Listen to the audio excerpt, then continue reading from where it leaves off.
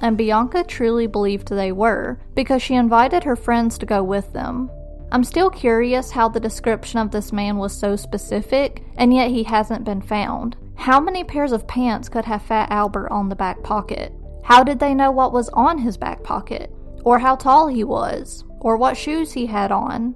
They couldn't have known this information unless he got out of the car to get Bianca. From the reports, this man took no measures to try and hide his face, and he wasn't worried about anyone seeing him. This case reminds me of the Dulce Alaves case in many ways. In both cases, a young girl vanished in front of multiple witnesses, and descriptions were given of the abductor, but the cases are still unsolved. Like I said in the Dulce case, I'm highly confident that this case will be solved. Someone knows something about the man that abducted Bianca that day, and it's only a matter of time until they turn him in. Although I try not to think about the things that could go wrong while my kids are in school, I am glad that most schools have better precautions in how kids are dropped off and picked up every day. However, Bianca's case is the kind of story that haunts all of us as parents and caregivers. It could happen to anyone, and I can't imagine the guilt that Bianca's teacher and the school staff have had to face since that day. What if they would have taken the time to question the man in the van? What if they would have told Bianca to wait until they called her parents? This disappearance could have been prevented in so many ways, and it's important that we hold our school staff accountable. However, it's also important that we make sure our kids know safety measures on who picks them up from school.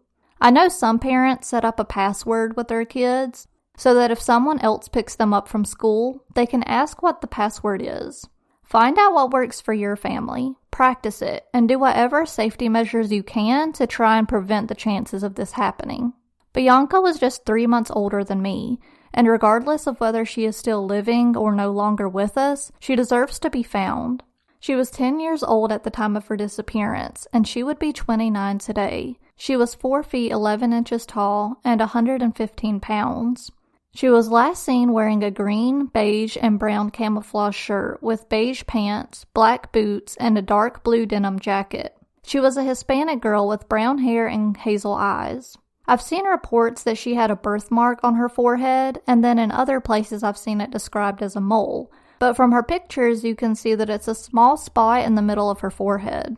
As always, I'll post pictures of Bianca, a picture of the car she was believed to disappear in, an age-progressed photo of Bianca, and a sketch of the man that took her on all of the social media sites. If you believe you have any information in the case of Bianca Lebron, you can contact the Bridgeport Police Department at 203-576-7671.